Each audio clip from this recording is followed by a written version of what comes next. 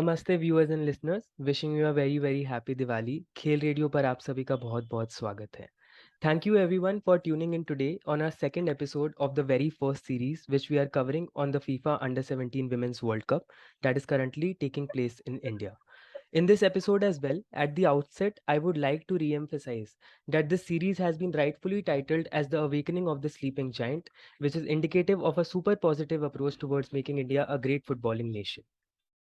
I am Akash Batra, the co-founder of Khel Radio and a trainee at 14 Sports Law, a boutique international sports law firm based in Portugal, and I'm also your host for today's podcast. And today I have the absolute pleasure to be joined by my dear friend Ria Mishra, the co-founder of Khel Radio and SLPRR, and also my co-host for today's podcast, along with none other than Khel Radio's partner and mentor, Mr. Abhishek Sharma, who is also the founder and CEO of Athletes Today Private Limited, which is a top-notch athlete representation and management licensing agency in India. Now, we also have with us two super special guests on the panel, and I'm absolutely thrilled to introduce both of them to everyone. First, we have with us the one and only Matilde Costa Dias, a top Portuguese sports lawyer at 14 Sports Law, and she heads the litigation and arbitration department at the firm, providing legal advice to various stakeholders in the sports industry across the world. She is also currently a member of the board of directors of the Portuguese Association for Sports Law, as well as the president of the appeals committee of the Portuguese Surfing Federation. And on another note, I feel absolutely glad to share with everyone that Matilde is also my mentor and my boss at 14 Sports Law. And having first-hand witnessed her remarkable and amazing work, I am 100% sure that we will have so many key takeaways and so much to take away from this conversation. So thank you, Matilde, for joining us today. Thank you. Thank you, everyone. Thank you, Akash, for your lovely introduction. It's nice to meet you. Nice to share this podcast with you. It's an absolute pleasure. And let's see how this goes. Thank you so much. And secondly, we have with us another very, very special guest. And I'm 100% sure that especially our Indian viewers and listeners from the sports law fraternity who have tuned in with us today would know her or would have read her work on sports law in India. She's none other than lovely Dasgupta, who has been a part of the prestigious West Bengal National University of Juridical Sciences, Calcutta, for the past 20 years. And being a professor of law at the institution, she has also founded the institution's Center for Sports Law and Policy. She is published in numerous national as well as international law journals, and her books on sports law never missed the racks of any law school's library. She is the cornerstone for Sports Law Academia in India, and I thank you, ma'am, for tuning in with us today.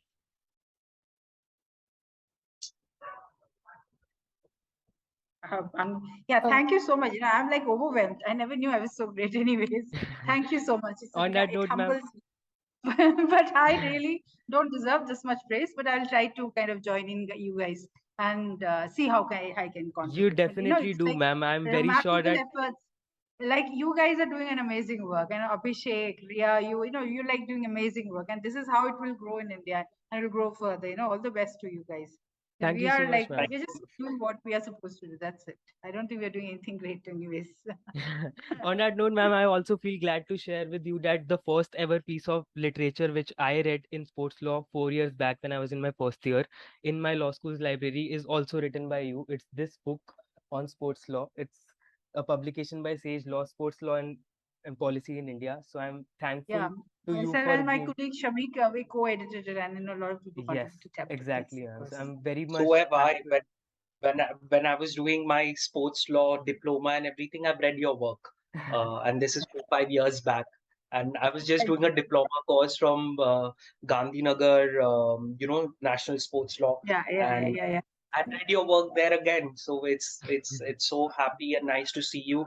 And Amio Kolkata theke, so acha. Yes, so your Bangla glad is to know that. Okay, fine. I got it. So now, guys, without further ado, and shifting the attention towards the World Cup, while I feel sad to mention that the Indian side have ended their campaign by losing all the three matches in Group A, which were played in the Kaling Stadium, Bhubaneswar, Odisha on 11th October, 14th October, and 17th October, respectively. At the same time, I feel absolutely proud of the performance of our young Blue Tigresses as they showed great rigor and great fight against against playing against heavyweight women football giants such as the likes of USA and Brazil. And I won't be surprised, and trust me, that at least 4 to 5, if not more, of these players in the squad will very soon be joining the top Indian clubs and also maybe the senior Indian team, especially players like, Anita, players like Neha or Captain Astam or Shumangi, who actually did perform really well in the World Cup group stages. And they will be following in the footsteps of senior players such as Aditi, Asha Lata, or Pyari.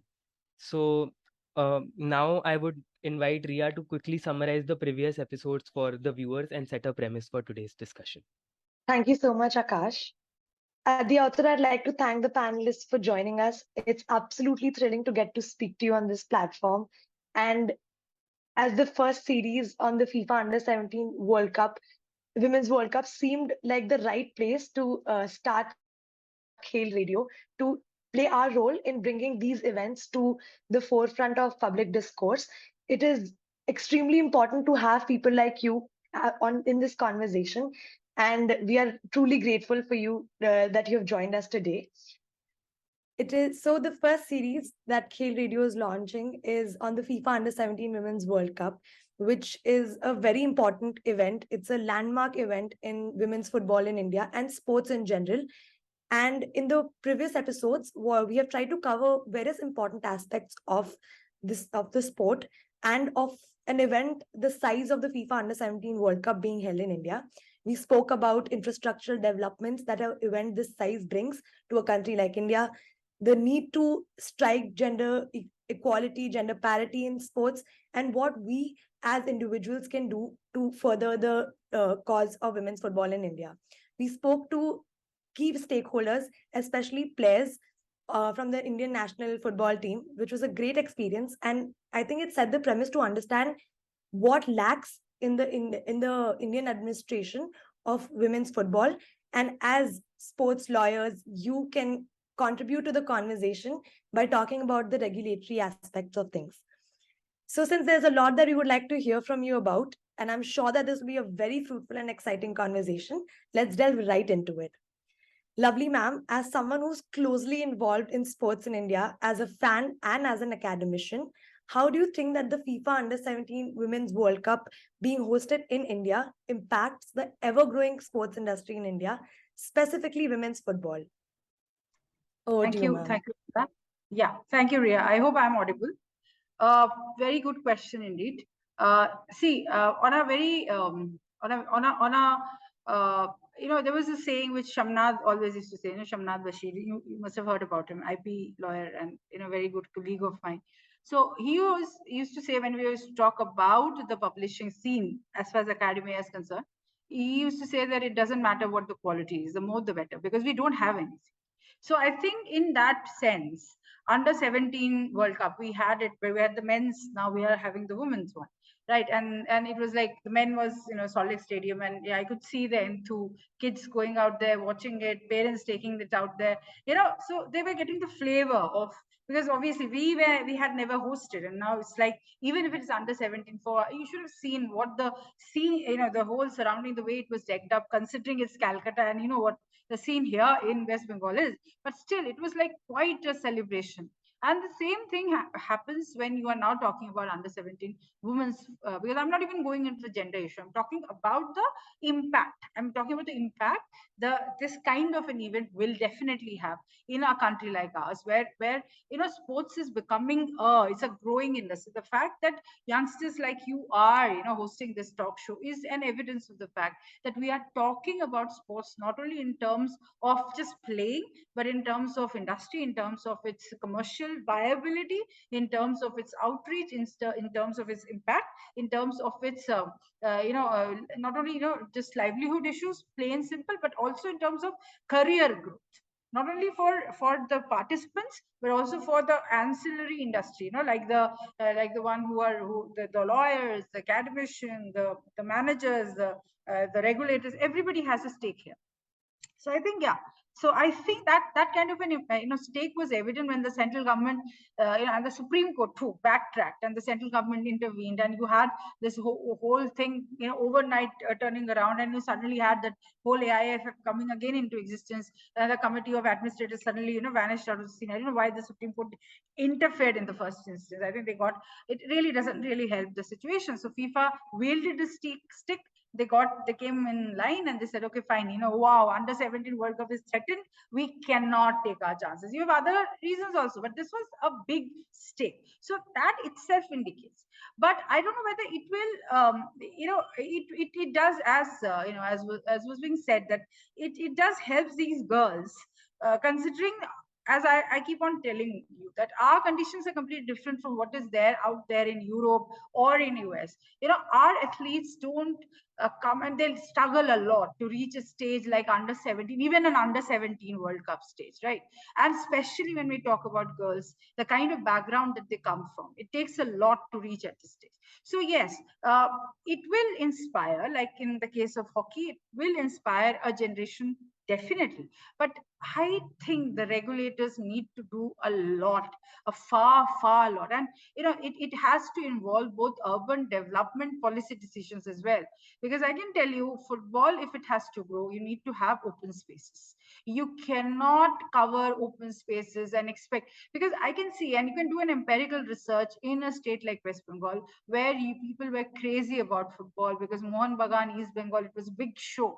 And the reason why they were crazy about football, one of the main contributor to that craze, apart from the political and historical background, is also the fact that there were far more open spaces within and around the West Bengal, the suburbs, within Calcutta, and kids could just go out with the football and you play football. Football comes very naturally to in Bengal. It's just, I am sure Matilde will be able to recognize it. In Portugal, we hear about Cristiano Ronaldo and how he goes about playing. So it's very natural. Unless you have open spaces, you really cannot expect football to come organically.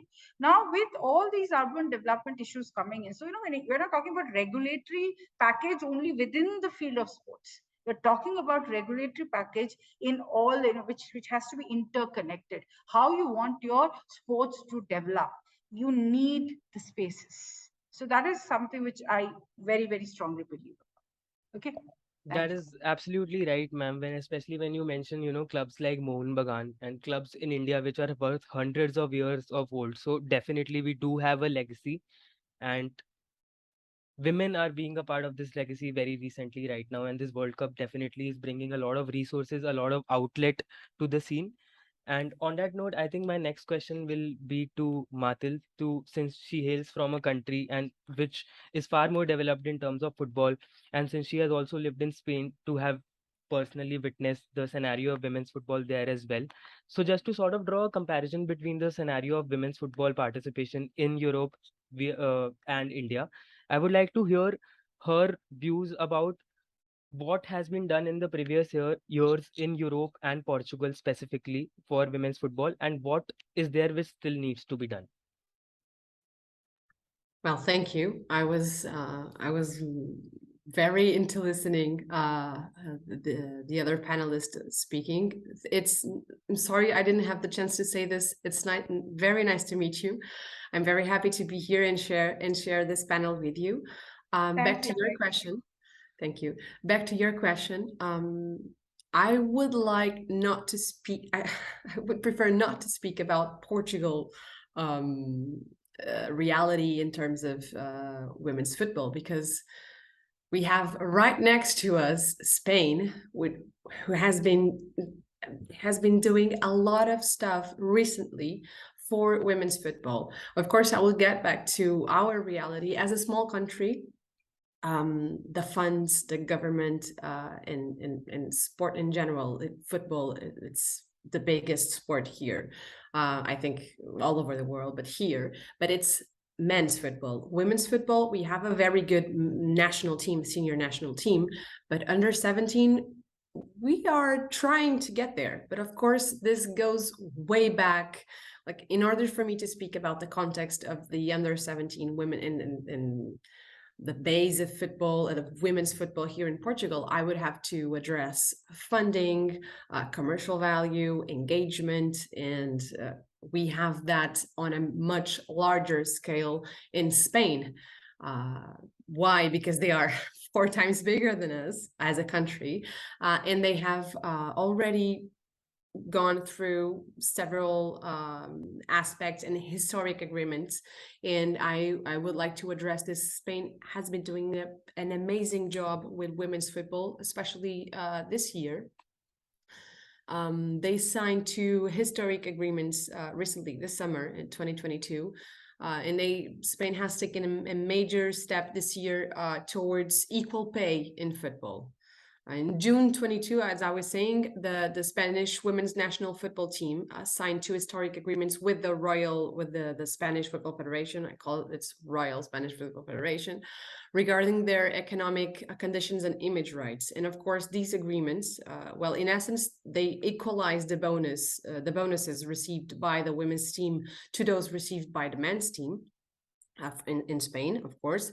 And in addition, the image rights that the female players will receive are regularized. So now they are at least on written paper signed.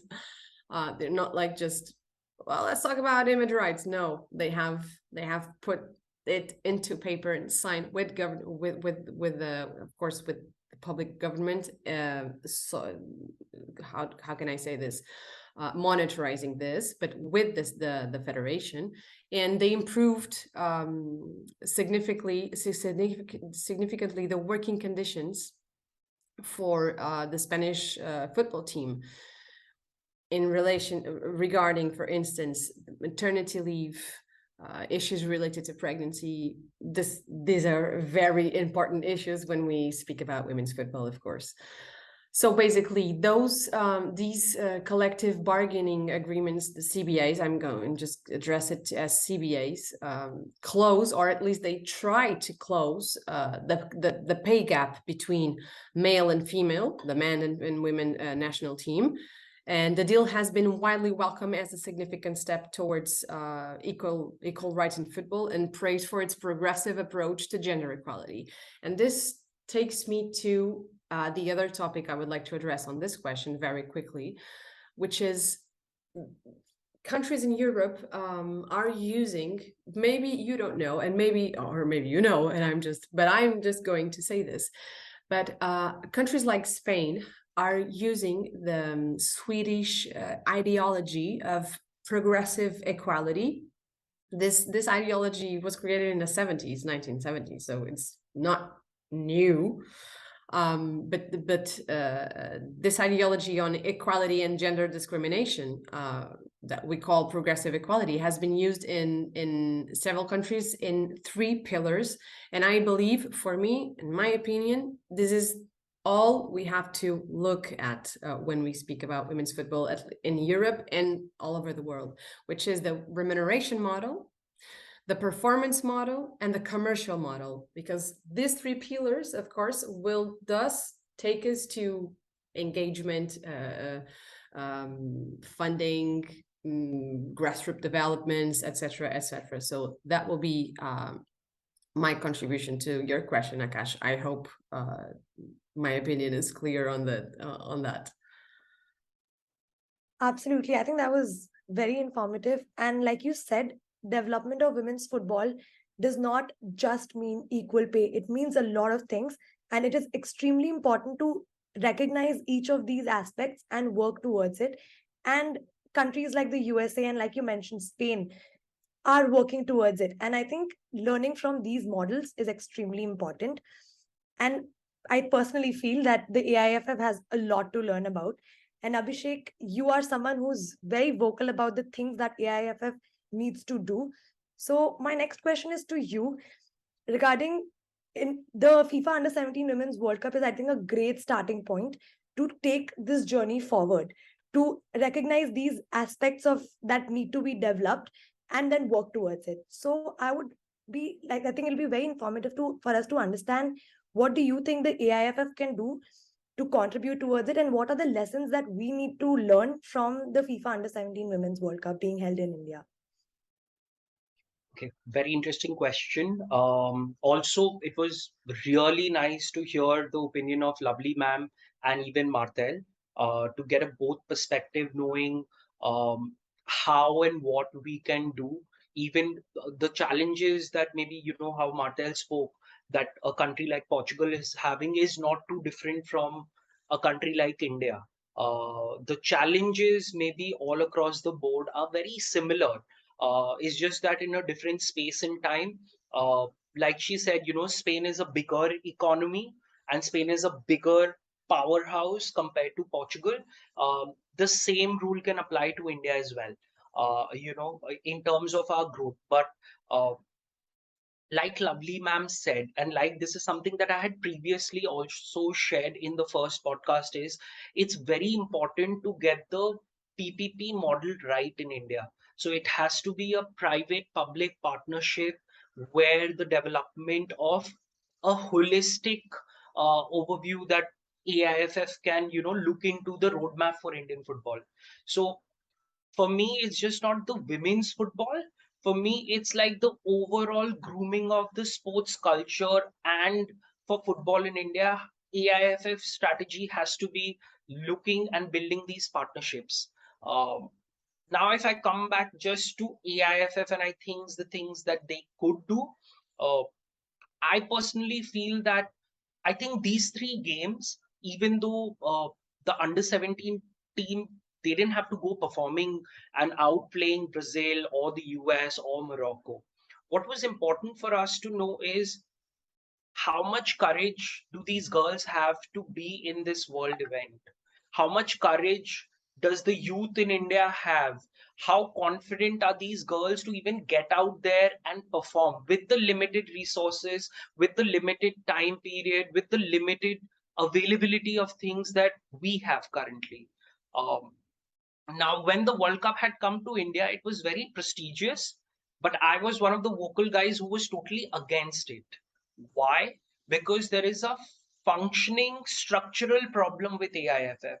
It sounds very nice to the world that India is hosting the Under 17 World Cup, but there's no legacy plan, there's no development plan, there's no commercial plan. You know how Martel was saying, it has to be your performance plan, your revenue plan, your financial plan. These are the key bases how you get into the growth of different things. So when it had first come, my biggest question to AIFF on Twitter was, what is the plan after the World Cup? What happens after the World Cup? After the three matches, where are we going from here? So now looking at it, because I work with so many players, I represent and work with a couple of these girls who are in the under 17 World Cup as well. So giving you just an idea is where I think EIFF can improve. And with Mr. Kalyan Chaube coming in as the president and everything, I don't want to put my expectations very high, because every time I do that, I get heartbroken, as a football lover and as a professional too. So as a professional side of me, I am very vocal and I would get out and I would speak my mind, because um, we are the voices, we are the professionals who will get out and question these people. But as a fan, then your expectations really come down and then you don't know what to do. The positive out of Kalyan Chaube, sir, is that he's been a former player, so for me that plays an aspect. Yes, there's a political angle to it, but because he's been a former player, he's been someone who's represented men's football, I think there are some positive changes that are going to come. Now to these changes, it's just been 2 months in office, I think, if I'm not mistaken. I would be very much interested in putting out a plan, or if AIFF can dedicate certain regions in India and then develop a under 13, under 15, under 17, a youth program, a program that is going to only improve the structure of starting a grassroots plan and then taking the youth program forward. And this is going to encourage clubs then to take a formal approach of making a formal women's team. Currently, if the senior tier of the women's team, the problematic situation there is it's a 1.5 months league. So nobody wants to get into it because the finances are not right, because there is no broadcasting rights, there's no revenue out of it. There are just rich owners who are trying to pay money out of their pocket, and the rights are not very well used. So I think women's football has bigger potential to be successful in the global platform compared to men's. This is my opinion.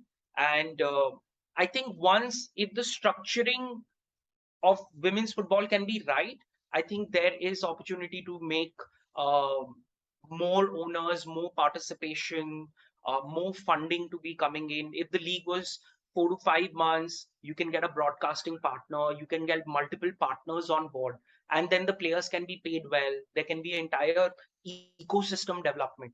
Um, so this is my hope and this is my suggestion that I think AIFF could probably understand, and that is the route they should take.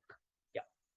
That's absolutely a beautiful way to put it. I think even myself being a football fan, and when you mention, stuff like public-private partnerships, the pre-P3 model, which has worked out for a lot of countries apparently, and Matilde also put emphasis on the Swiss law models, and Swiss law reforms are something which is even followed by the UEFA currently. Swedish. Swedish.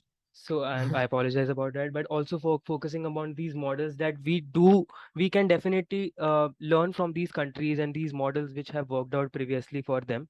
And Abhishek, when you also focus on the roadmap, I think it's very important to have a proper structure for Indian football, because right now we see, if we look at it, it's completely distorted. Just pick up any footballing nation which is there on the FIFA setup in the real sense. We see that they do have like a proper league structure. They follow proper relegation and promotion, which is not followed in India till date. We see that there is logjam between state associations, between and FSDL, regarding which is the top tier football in India. We don't yet have that answer. Exactly.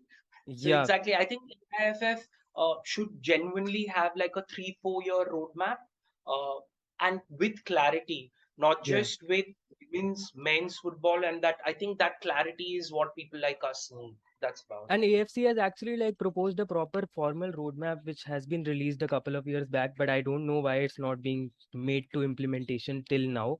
And I think the first way to start with it would be like a proper relegation and promotion system, because teams which are finishing last in the league have to get relegated, and teams which are performing well in the junior divisions have to come up, because that's how you base it on talent, and that's what motivates the teams to also spend more money to be able to win and get more cash prizes and to develop further. Correct. If there are no merits basically. So if a cut to cut budget team or a budget owner comes into play, wants to perform well in the lower division and has aspirations to play in the higher divisions, that's the problem. And one of the key problems, I don't know we've discussed it or not, I'll keep it very short. The problem with FSDL and AIFF and this entire scenario is it's very funny. FSDL is a joint venture where the broadcasting partner is the owner of the league. So the clubs cannot sell the broadcasting rights, and broadcasting rights become one of the key places for any football club to make money, apart from gate revenues or personal sponsorship and things like that. So I think the biggest challenge in the future, I don't know how this is going to get sorted, is that the clubs don't have the independency to raise that money, and that money could just be easier. The highest form of revenue that a club gets is from selling your broadcasting rights, and if the co-owner of the league is a broadcaster, that becomes a challenge. So yeah, I think it's AIFF has And a I long mess. think, and the other thing which I think, and just adding to what Abhishek was saying, I think at least AI can learn a lot from the way, say, even though I don't know whether, but I think still with somewhat success, the way badminton is being conducted in a country, the way it is conducted at a smaller level. You're talking about the junior tournaments, then you're talking sub junior, and the frequency of the tournament. That's one. Secondly, we could have done far better. Actually, we ought to have done far better in football, both in men. And if men would have gone up, then of course, that could have percolated to the way the women football team comes up, primarily because there were many local allegiances to the clubs, which have got a history way beyond, beyond the, Indian independence era and all. So you could have capitalized on that, and you could have marketed that instead of, giving everything and putting all your eggs in one basket in the form of your ISL, and you're just marketing that with all due respect to Reliance and all. I really am not in favor of that kind of a model, because it is catering to the whims and fancies of certain particular interests, which is not necessarily the footballing players' interest or the crowd's interest, and that is also harming the grassroots footballer to a large extent. So you have to understand that whether we accept or not, the men's football had predominant the scenario till date. Now imagine, if the men footballer are struggling to survive, imagine what would be the condition of the women footballer. You're talking about this much money, and what will you share, right? And then you have other people who are also having a share in the pie. So you have to strengthen the host and clear your ideology. You can take the example, look at what is happening in Brazil or Argentina. I know they're not really a role model for governance, but look at the way they're handling the football. It's a different matter that all their footballers go to Europe, Spain and other countries, and they earn money, and whatever tax fraud and all these things are happening there. But coming back to the reality is that if you are serious, look at the other day, you look at the African countries, and if you're serious about your sports, you really don't have to have any excuse there. You have to capitalize and, commercialize your advantages. It's not that you don't have fan following, but you are not, you don't even care about your fan. That's the whole problem. That is the whole problem. You're allowing the clubs to die down. It's a natural death that's happening here all around. Absolutely. I feel like when you talk about development of women's football in India, the development doesn't start with development of women's football in India or the development of football in India.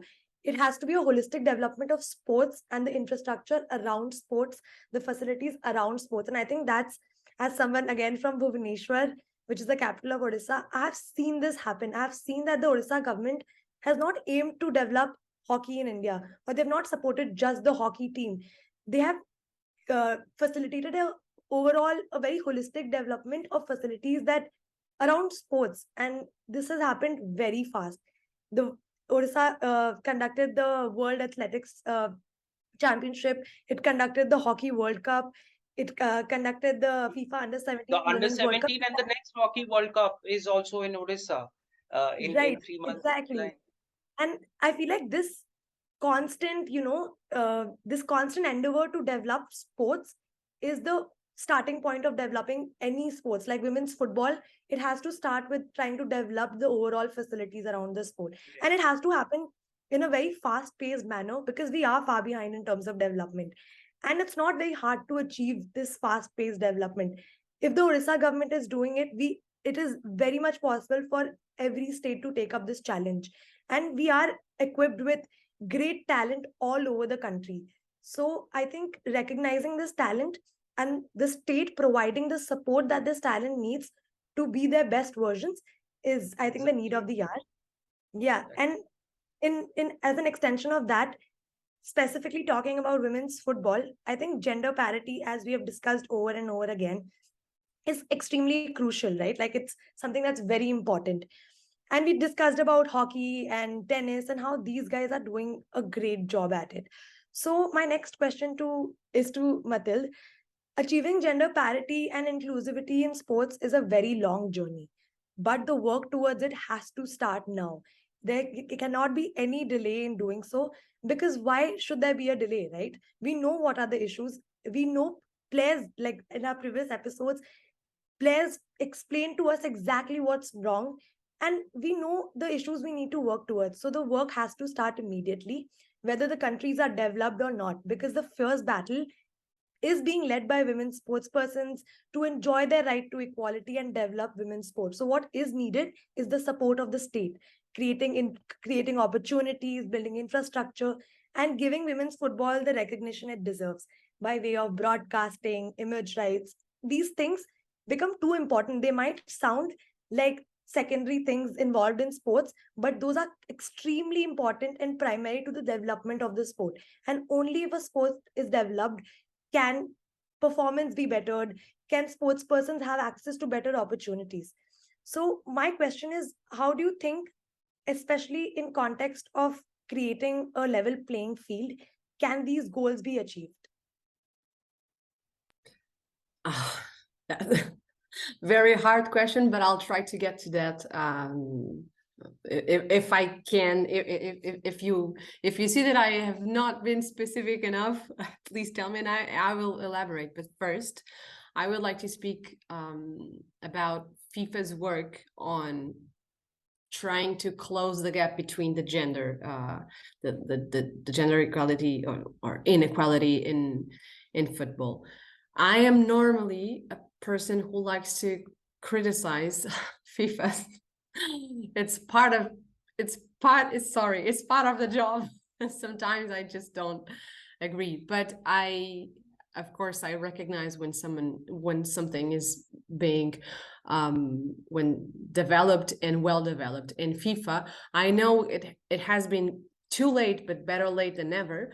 I think around 2018 started improving and reforming women's football, and there are some things that they have been doing it in a great way. They have introduced reforms and competitions, which is very important. They have been trying to enhance the game's commercial value, which is, I mean, without commercial value, you cannot fund, you cannot develop. So they have tried to enhance that in terms of media rights, marketing, and modernize women's development programs, funding member associations in that sense, enhance the professionalization of women's football on and off the pitch, because this is amazing. This is very, very important. So create a professional women's football task force, and all these measures, all these task force and all these programs. Of course, these things take time and they started late, but I think we are going in a right direction. Of course, when you look in terms of money and prize money, because we have to be honest, we will always look to money. I'm sorry, but this is the reality. And some people saw it as a step in the right direction, but also some criticism from some who say that it does not do enough to bridge the gap between men and women in the game. But what FIFA is trying to do with women's football is trying to enhance and increase the prize money. But I am sorry, I am disappointing, because if we compare, we have prizes for the World Cup in 2018, for instance. For the last Men's World Cup in Russia, the prize money was raised by 12% to $400 million. Then France France as the winning squad earned $38 million, and FIFA agreed to raise the prize money for the Qatar World Cup to $440 million, as this 400 million isn't enough. So let's increase it. And by contrast, the winning women's team at the 2019 World Cup received 4 million. So 400 to 4, I'm sorry, but FIFA has done a great job in other stuff, but in terms of prize money, I think, and the people don't know about this. People only look like normal people when you want to.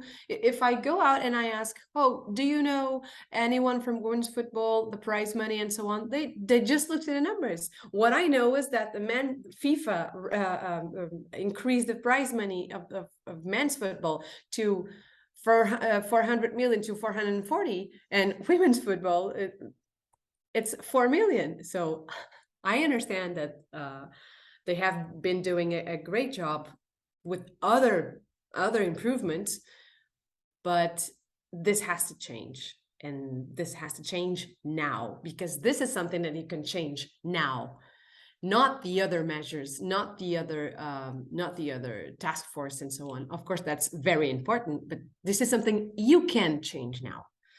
So sponsors, broadcasting, media rights, the marketing, everything that increases the value of the game will help towards development of the women's football.